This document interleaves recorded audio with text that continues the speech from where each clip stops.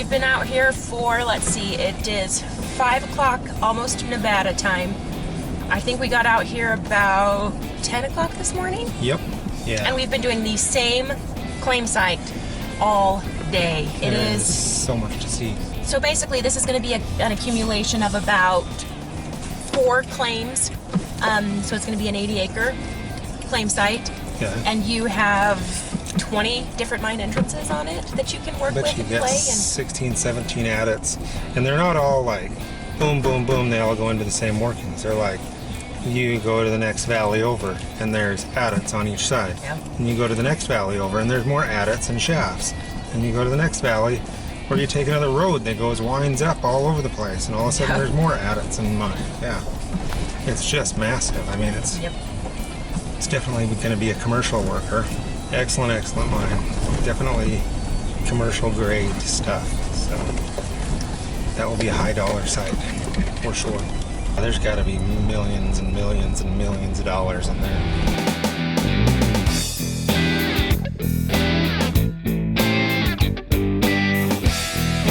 Hi, I'm Jessica with Gold Rush Expeditions, and today we are at what may soon be my favorite claim site.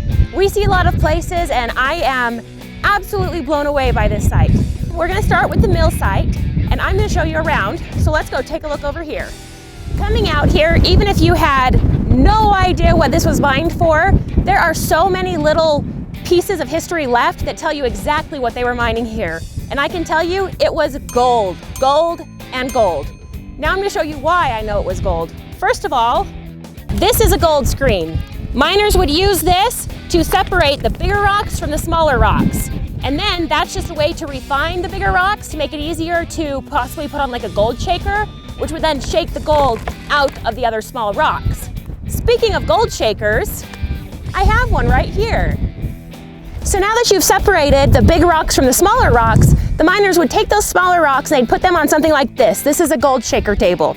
Now this moves and shakes and shakes. Of course, it's too big and heavy for me to do. It would have been driven by a machine, and you would have had a mat over the top of this. Now, when it's shaking, gold is heavy, so it's going to sink down into the riffles that were on the mat here. The smaller rocks that aren't heavy are going to just kind of bounce off, and then the miners don't have to worry about them. Then the miners can take all the gold that's in the little riffles and move on to the next process in the milling. Now that you've separated your gold and you've got all these pieces, what are you going to do with it? Well, the next process is to actually melt that metal down to make them into bars. That could have been done in something like an oven. This very well could have been the actual oven that they were using to smelt them down. Now, when they were being smelted at a place like this, they could get the bars to about 80% gold, but it's really difficult to extract the extra copper and silver and those kinds of things. So those would have been called door bars. Door bars are not going to be your 99.9% pure silver or, pure gold. They didn't have the ability to do that out here in such a remote area. But I can tell you this much, here at this claim site, they were smelting them down pretty well, and I can show you why, because there's a slag pile. Let's go check that out.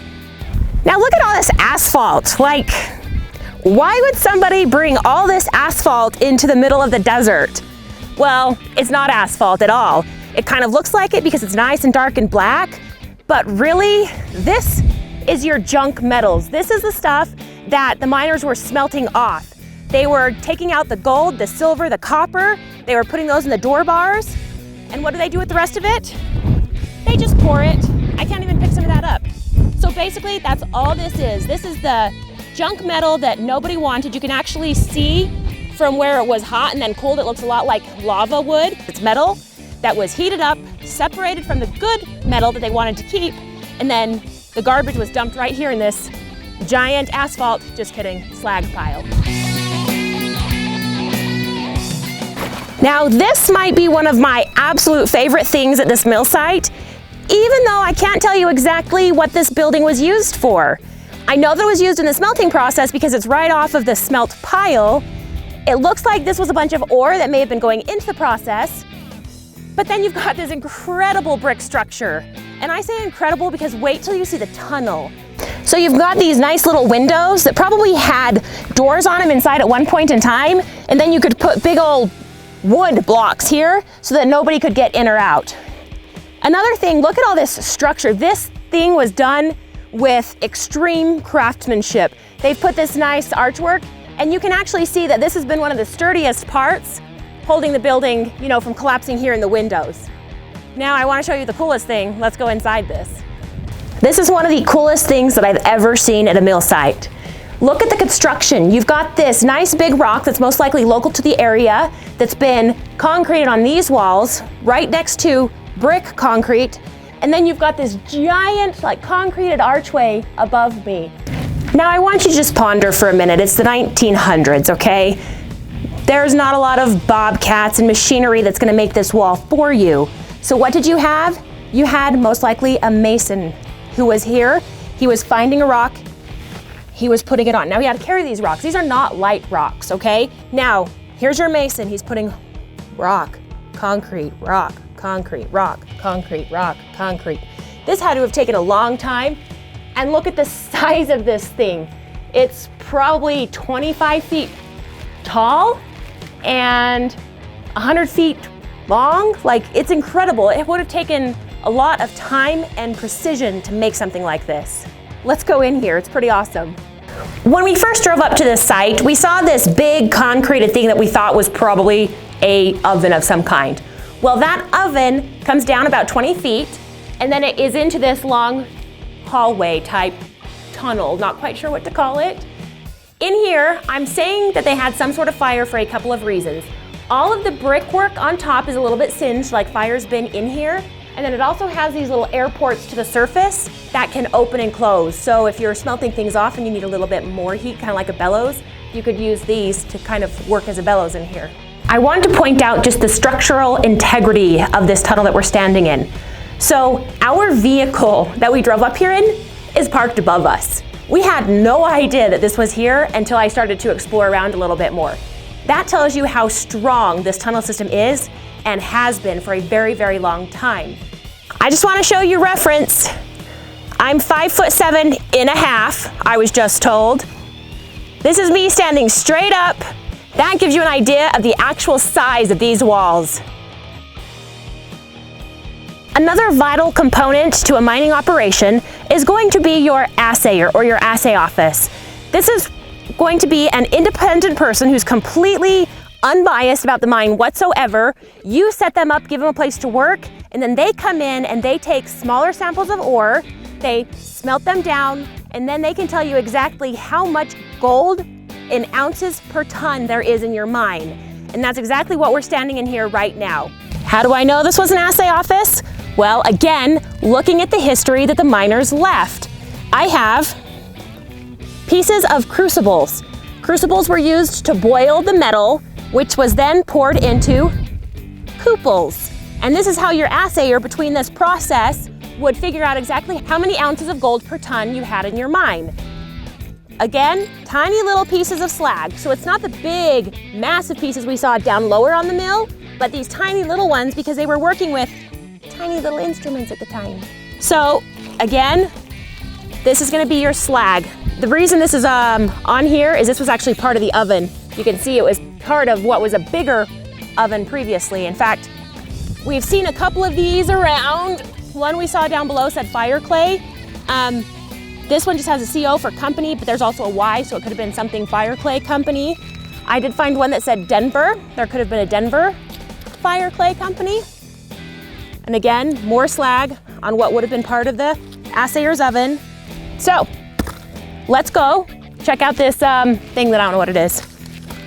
So what I do know about this is they locked it down really good and tight. It has a nice hook here and some nice steel hinges over here.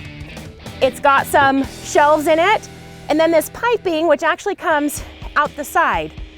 Now this could have been used for a few things. My first thought would be, well, duh, it's the safe, you know? Lock away your gold and stuff, but then what's the point of the piping? Another theory is that it could have been where they stored the dynamite. Dynamite is very sensitive to temperature. So if you were storing it in here, you could actually keep it a safe temperature. But I don't know why they would be storing the dynamite by the assay office. One last theory, this may have been some sort of cooling system where the assayer was cooling the metals in here to make them workable or getting them to a certain temperature. Just another theory. At the end of the day, It is really cool. So you usually have two types of mills. You've got the mill that is for the area, and all of the local mines bring their ore to the mill to be processed. And then you've got the massive mines that have their own individual mill. Well, that's what we've got here today, folks. We've got a massive mine that brought all the gold to support this one massive mill. So now it's time to go see these awesome gold producing mines. All right, so we're into the big mine. What you have here, your big shaft. We had our winch over here that's pulling ore up and down. It went in, as we can see, because there's rub marks on the timbers inside from where the cable was. What is this? It's an ore chute and an ore chute. Why would they have two ore chutes? Probably because miners were morons and they just built stuff because they were just dumb, right? Must have been. No. Actually, here's your two pieces. So this little piece, your ore car comes up and you just got muck. You know what muck is? Muck is similar to it's just a bunch of you don't care about. You dump it in your ore car, where there was timbers out here, goes da-da-da and dumps off the side because that's all your waste pile. You don't care about that. Up here, you've got this one. When you have your good ore, car goes all the way up and it dumps down here and it goes into this nice little house here. The smaller mines, when they're just getting started, did hand sorted ore. That means some guy was out there and he picked up every piece of rock and said, gold, gold, and that was pretty much what they did. That's hand sorting ore. That would have happened right there, and it would have happened in small batches. It's awesome, and if you're actually gonna come out here and work, there is so much stuff to do out here. The gold ore is just crazy out here. You're gonna make a freaking killing. We're 110 years, 120 years past when they're actually working here. Our technology is way better. You're gonna get way more gold. You're gonna just kill it.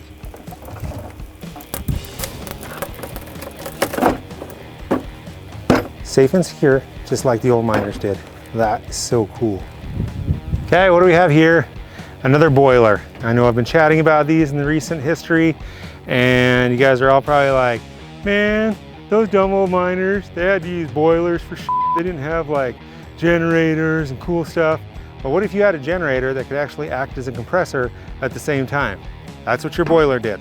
So it gave you power from your steam, and you also could use that steam off another valve as a compressor. So you could push down air, you could push steam down, you could do various things. So it's actually a lot smarter than what we use today. This is a super sweet boiler. It's very large, and it's definitely got all the same mason work as the mill and the arches below.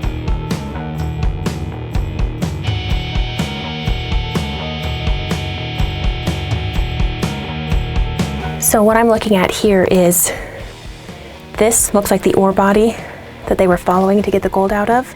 And there's a bunch of little pick marks in here that, you know, a miner was using a little pick to get the rock out from this little vein right here. So even though there is some ore here, this was not a working tunnel. This was actually a haulage tunnel. And I can tell that because it's incredibly narrow and pretty short, just wide enough to put a ore car with ore in it and then take it outside of the mine. There's multiple shafts above and below us, which all probably came into this tunnel and then was shipped out and then taken to the mill down below. This drift goes back quite a ways.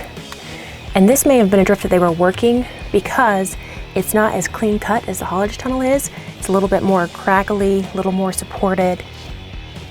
So most likely they were following the ore body here and then hauling it out through the rest of the haulage tunnel here. Well, I can tell you this much, the type of rock has completely changed from back there. However, there is some granordinate type rock here that has some nice, almost galena look to it. So you can tell the age of this mine simply by the track that's in here. Most of the times you'll see a solid iron track that's inside. This is not a solid iron track, it's actually built on wood, kind of like 2x4s. And then just a thin steel strip was placed on the top of it and then bolted down, and that's what the ore cars would have run on. So this that we're in is definitely a haulage tunnel, like Jessica was saying. But as they're coming through the haulage tunnel, they hit part of their vein, and that is going to be this big dark piece that you can see right here. And there's pick marks following it, which would have been, you know, their handheld just. But you say, well, how do you know that this was part of their vein? Da-da-da. Well, you'll see over here, there's gold right in here. It's visible. Okay, so there's their gold. You can see it right there. And see the material that it's in? Clay-like. It's really soft clay. We've had this discussion before and told you that this is where you're going to get good ore out of. Well, there you go. This is gold. So when you come up here and you're working, see that? Oh, look at that. That's super pretty. That's gold. That's what you want to take out. And for those of you that always want to ask, if this mine is so rad, why don't you work it yourself? Because I'm not mining. I'm surveying and showing you guys where you can work. So I'm going to take this gold and I'm going to drop it and leave it for you guys to come back and get. For the entire history that we've researched on this mine, go to our website, www.goldrushexpeditions.com. For Gold Rush, I'm Jessica, and we'll see you at the next site.